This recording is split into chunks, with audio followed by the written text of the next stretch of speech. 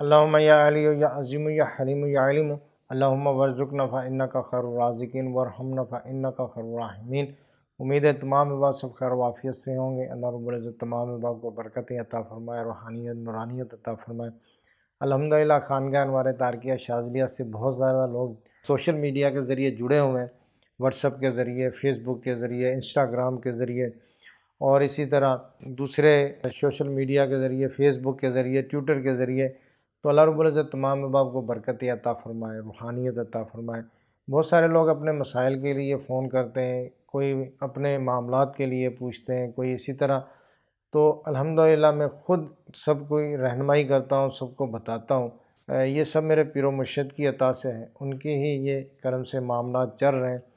تو اس میں دیکھیں کافی لوگ ایسے ہیں ہمارے جو مقصد ہے کہ وہ بات کرتے ہیں نا تو نہ سر ہے نہ پیر ہے۔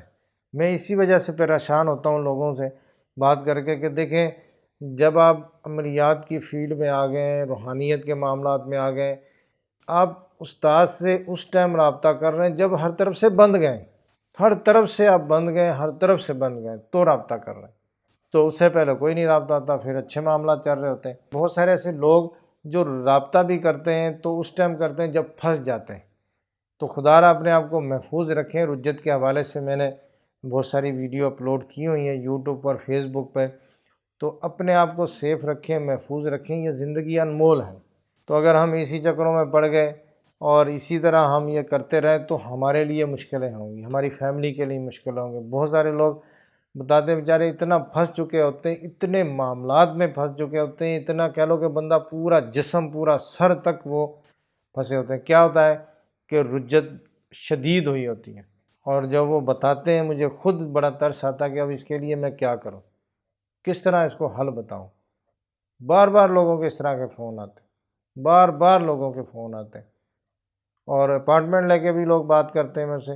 تو اکثر جو ہے نا وہ ہمارے جو 030251161919 پر کال کر کے آپ بھی اپارٹمنٹ لے سکتے ہیں۔ تو ہمارے لوگ اپارٹمنٹ لے کے بات کرتے ہیں، اور پھر بیچاروں کا یہ حال ہوتا ہے کہ بتانا یہاں جو ہے نا وہ بڑا مشکل ہے۔ تو میں سب سے یہ استطاعت ہے، سب لوگوں سے سب سے گزارش ہے کہ دیکھیں اپنے آپ کو سیف رکھیں۔ عملیات ہی سب کچھ نہیں ہے، زندگی ہے سب کچھ۔ زندگی ہے تو سب کچھ ہے، اور زندگی نہیں ہے تو پھر کچھ بھی نہیں ہے۔ تو اکثر ہمارے لوگ اسی طرح کے معاملات میں پھنسے ہوتے ہیں۔ اللہ آسانی عطا فرمائے گا۔ تو آج ہماری ویڈیو کا موضوع ہے جلب ابلیس کیا ہے، یہ کون سا عمل ہے، کس طرح عمل کیا جاتا ہے، اور اس کر کے کیا کیا کام لیے جاتے ہیں، ٹھیک ہے نا۔ تو جلب ابلیس کے نام سے عمل شیطانی عمل ہے، گندا عمل ہے، اور یہ ڈائریکٹ شیطان سے مدد لی جاتی ہے، نعوذ باللہ۔ کو دیکھیں ہمارے مسلمان بھی کئی ایسے لوگ یہ عمل کر بیٹھتے ہیں، اور نادانی میں بھی کئی لوگ کر بیٹھتے ہیں، اور کئی لوگوں کو پتہ بھی ہوتا ہے کہ ہم شیطان سے مدد مانگ رہے ہیں۔ دیکھیں جب آپ رب کو چھوڑ کے شیطان سے مدد مانگیں گے تو پھر دنیا میں اور آخرت میں ذلیل ہونے والی بات ہے۔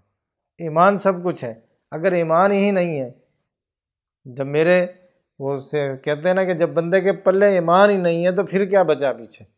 اس کے پاس لاکھوں روپے ہے، کروڑوں روپے ہے، اربوں روپے ہے، گاڑیاں ہیں، بلڈنگ ہے، اور میں کہتا ہوں کہ مریض ہے، سب کچھ ہے اس کے پاس، ایک ایمان نہیں ہے تو پھر کچھ بھی نہیں ہے، کہ یہ جتنا بھی ہے کچھ بھی فائدہ دینے والا نہیں ہے۔ تو اس لیے میں یہ عمل اصل میں یہ ہوتا ہے کہ لوگ گندے کپڑوں سے پڑھیں، خواتین کے جو گندے کپڑے ہیں اس پہ یہ عمل پڑھتے ہیں، اور اسی طرح واش روم میں بیٹھ کے یہ عمل پڑھتے ہیں، گندی چیزوں پہ، یعنی کہ جتنا ہم سوچ سکتے ہیں کہ گندی چیزوں سے عمل کرتے ہیں۔ اور اس طرح بھی ہوتا ہے کہ یہ پورا کمرے میں گوبر لگا کے اور پھر اس پہ بھی عمل پڑھا جاتا ہے۔ تو دیکھیں نا پورے کمرے میں چھت پہ، دیواروں پہ، زمین پہ گوبر لگا لیتے ہیں، اور بھینس کا گوبر ہو گیا اس طرح لگا کے تو وہاں بیٹھ کے یہ پڑھتے، تو پھر وہ اس بندے کا کیا حال ہوگا۔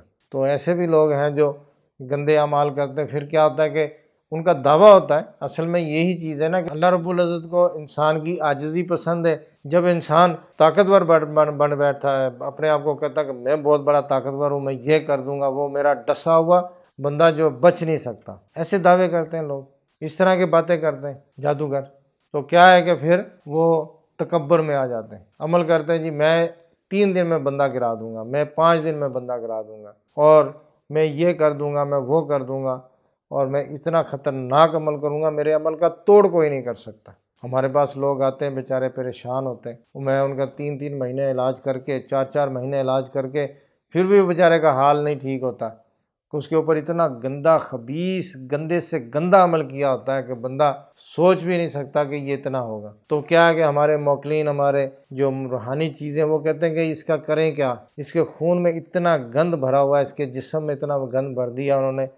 اب میں ایک بندے کو جانتا ہوں، بیچارہ وہ اچھا بھلا نمازی تھا، نماز پڑھتا تھا، اس کے اوپر یہ جادو کے معاملات ہو گئے، تو کیا ہوا کہ وہ بندہ نماز سے گیا۔ اب وہ نماز بھی نہیں پڑھتا، کیونکہ وہ جب نماز کے لیے کھڑا ہوتا ہے تو اس کا جسم وائبریٹ کرتا ہے، وائبریشن کرتا ہے، کبھی اس کی گردن اس طرف ہوگی، کبھی اس طرف ہوگی، اور وہ بندہ اتنی مصیبتوں میں ہے، پریشانیوں میں ہے۔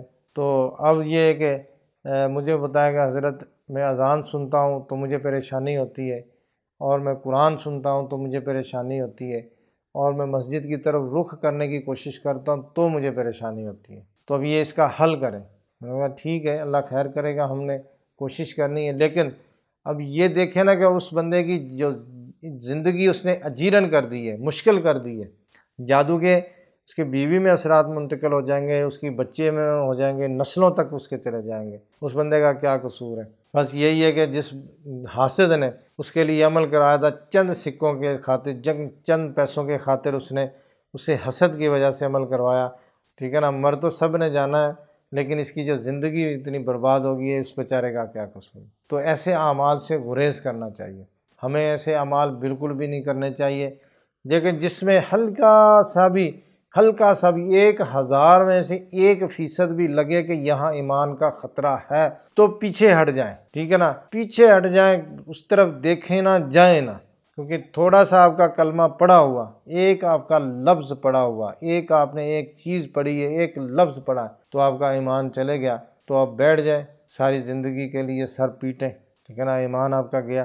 تو یہ چیزیں بالکل بھی نہیں کرنی چاہیے۔ اس طرح کے بہت سارے جادوگر دعوے کرتے ہیں، وہ ہم نے دیکھا کہ لوگوں کو بتاتے ہیں، دعوے کرتے ہیں کہ میں یہ کر دوں گا، میں وہ تکبر ہے۔ ابلیس کے ساتھ کیا ہوا تھا؟ وہ کتنا اللہ کا ذکر کرتا تھا، پھر اس کے دیکھے نا صرف تکبر تھا۔ تو یہی چیز ہے کہ جب تکبر انسان میں آ جاتا ہے نا، وہ طاقت جب آ جاتی ہے، بندہ اس سے پھر بڑا وہ کہتا ہے کہ میں اب طاقتور ہوں، میں یہ کر دوں گا، میں ہر کسی کو گرا دوں گا۔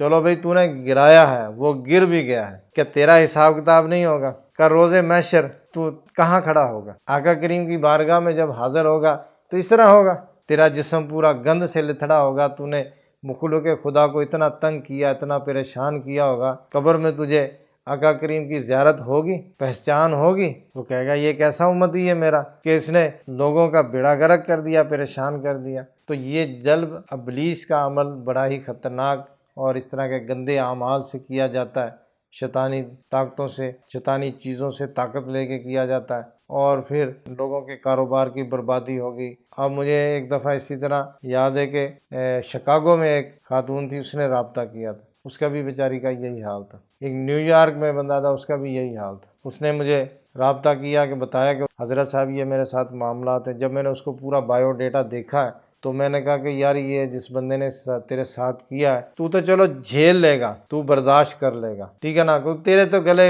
ڈھول پڑ گیا، تو نے تو بجانا ہی بجانا ہے۔ تو روز محشر اس بندے کے ساتھ کیا ہوگا؟ اس نے ایک مسلمان کو، ایک نمازی کو اس کے ساتھ اتنا کر دیا کہ وہ نماز بھی نہیں پڑھ رہا، وہ ذکر بھی نہیں کر سکتا، وہ اللہ کی طرف نکلتا ہی نہیں، اللہ کے راستے پہ نہیں نکلتا۔ اب یہ بندہ، اس کی یہ نمازیں کہاں گئی، اس کا ذکر و اذکار کہاں گیا؟ کون اس کا حساب دے گا؟ تو اللہ اپنے حفظ و امان میں رکھے۔ تو دیکھیں، یہاں پر بات کرنے کا مقصد صرف ایک ہی ہے کہ عملیات سب کچھ نہیں ہے، ایمان سب کچھ ہے۔ تو اب اکثر لوگ جو مجھ سے بھی رابطہ کرتے ہیں کہ حضرت فلاں امن دے دیں، فلاں دے دیں، فلاں دے دیں، وہ میں نے کہا بھائی اللہ کے بندو، یہ جو آپ عمل مانگ رہے ہیں یہ سفلی ہے، گناہ ہے، غلط ہے، تو اس طرح بالکل بھی نہیں کرنا چاہیے۔ ہاں، جو دیکھیں جو قرآنی اعمال ہیں وہ پڑھیں، بزرگوں سے منسوب دعائیں وہ پڑھیں، بالکل پڑھیں، اور پڑھنی بھی چاہیے، ٹھیک ہے نا۔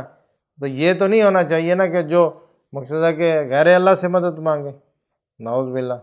چند سکوں کی خاطر، چند پیسوں کی جو پتہ ہی نہیں ہے کب یہ ہاتھ سے نکل جائیں گے، ریت کی طرح ہاتھ سے نکل جائیں گے، ہاتھ خالی ہوگا، اور پھر نہ پیسہ ہوگا اور نہ ایمان ہوگا۔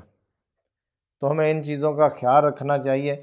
تو ہمیں جب بھی کوئی عمل پڑھیں، کوئی عمل کہاں سے لیں، کسی سے بھی لیں عمل، تو پہلے تو یہ دیکھ لیں کہ وہ شرعاً جائز ہے، اور اگر شرعاً جائز ہے، اس پہ کہیں پر بھی پکڑ نہیں ہے شریعت کی، تو پھر پڑھ لیں اس کو۔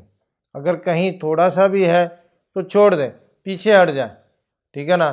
ایسے لوگوں کا ہم نے مسئلہ حل کر کے کیا لینا کہ ہمارا ایمان ہی نہیں رہا، ہم خود ہی نہیں بچے۔ لوگوں کے مسئلے حل کرتے کرتے اپنا جو ہے وہ سارا کچھ برباد کر لیا۔